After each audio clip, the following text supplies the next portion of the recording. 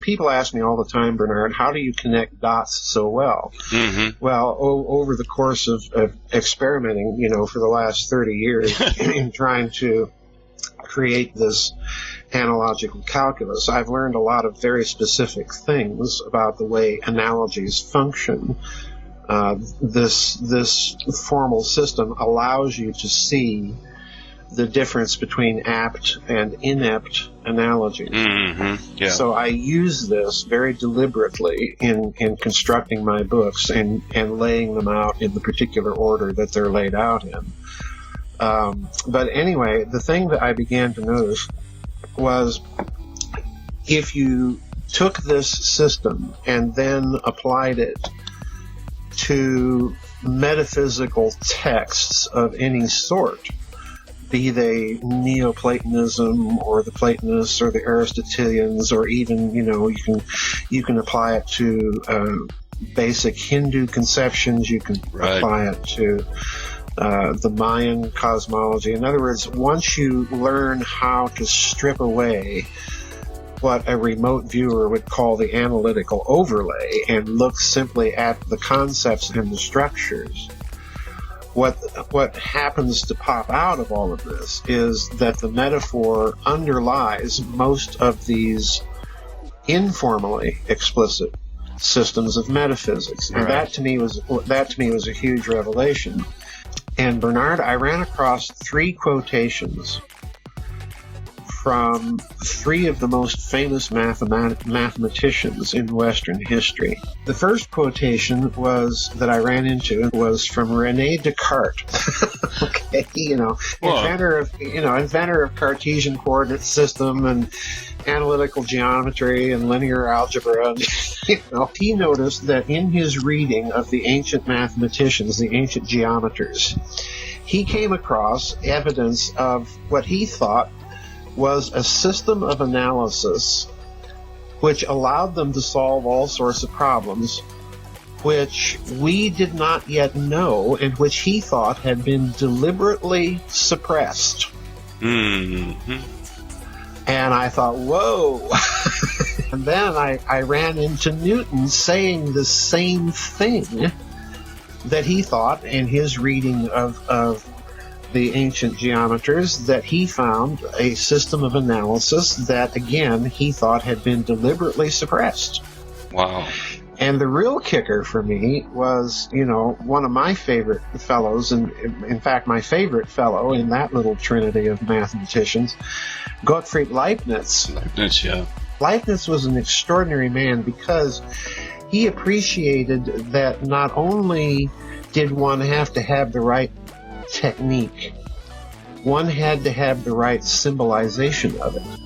So he devoted much of his mathematical study to coming up with apt symbols of what he was talking about. Huh. So he thought that the ancients had a technique of analysis that had either been lost or deliberately suppressed. But then he went on to say some things that were to me, hugely important. He said that it appears that they had, first of all, a calculus, in other words, a formally explicit symbolic algebraic type of system to perform this analysis. And then secondly, he also stated very explicitly that it appeared to him that this calculus had nothing to do with numbers. And thirdly, that they obtained their results by a sort of imitation of calculation. And then finally, this is Leibniz after all that we're talking about. Yeah. And finally, he says, it appears to me that this system has been suppressed, that they knew this system and used it to analyze all of their mathematical problems.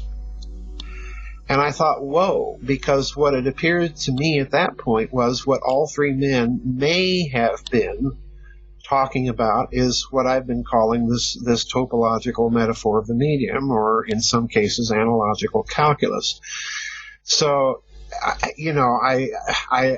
I was kind of dumbfounded, Bernard. Newton mentions that, the ancients disguised their analysis by verbiage. So in other words, he was alive to the fact that they had some sort of symbolic system, an algebra of sorts, to deal with these things. But the key here for me is Leibniz, because Leibniz, I think, because he was not only interested in mathematics, but like many people in the early Enlightenment, he was interested in linguistics. The thing that caught my eye when he said that that this was a calculus without numbers and they achieved their results by an imitation of calculating, the first thing I thought of was Noam Chomsky. Yeah. Because, if you look at Noam Chomsky's transformational generative grammar, right, what you have there is precisely a symbolic calculus that is doing formal processes, but they're totally unrelated to numbers, and they're not even really reducible even to a binary type of logic. So, all of this is huge.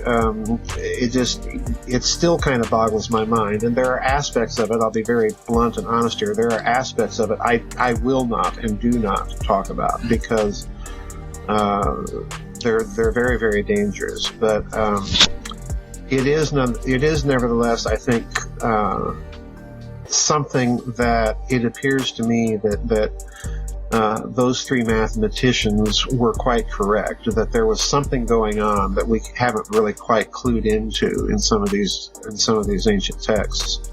If you understand it and if you really grasp the significance of it, then it would allow you, if you grasped it in all of its fullness, it would allow you to take, all of those library shelves full of grimoires and ritual magic and magical how to do it cookbooks, and just throw them away, because you'd have the key, the formally explicit grammar in the Chomskyan sense, rather than these informally explicit grammars or grimoires as they're called. You'd have the basis of them, and therefore you wouldn't need them. So I do think that there are people out there seeking this, that know that there's something fundamental that they've been missing. The essence of the metaphor, again, is it's analogical in nature, and that means, if you want to look at it yet another way, it's a mapping function in topology from one context to another. And now let's put analytical overlay over the term context. It's one discipline to another. So in other words, you can detect analogical similarities. This is why Bernstein's lectures are so hugely important, in my opinion, because he approached the whole thing from an analogical point of view, right, trying to point out not only similarities, but discrete and formally specifiable similarities between the functions of natural language and the functions of music, or the rhetorical tropes of natural language and similar structures that appear in music. I can tell you, it's very interdisciplinary. Sure, and I can tell you from speaking multiple languages, living in a foreign country, one of the hardest things to do is one, when you're teaching someone English, to teach them the tonal range that transfers as much information as the words do. Right.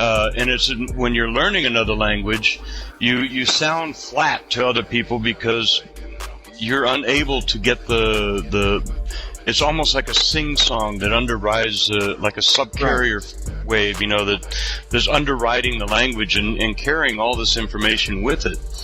Right. And this is, I guess, pretty much related to what we're on about here.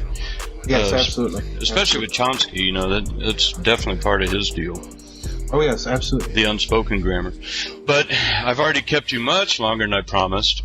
But I do want to plug your website, GizaDeathStar.com.